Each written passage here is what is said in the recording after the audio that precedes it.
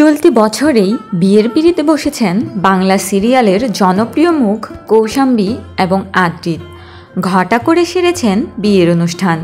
বিয়ের পর ঘুরে এসেছেন হানিমুনেও। সব মিলিয়ে জমিয়েই সংসার করছেন আদ্রিত এবং কৌশাম্বী। তবে এরই মধ্যে ছিল কৌশাম্বীর শাশুড়ি অর্থাৎ আদ্রিতের মায়ের জন্মদিন।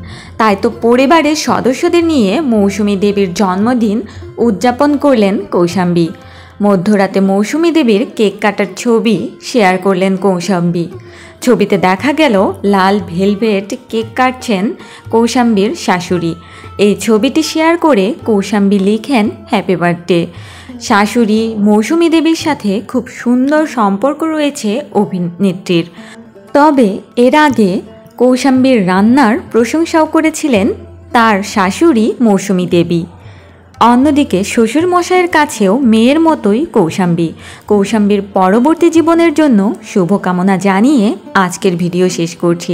বিনোদনের আরও আপডেট পেতে স্টার বাংলা গল্পের সাথেই থাকুন। ধন্যবাদ।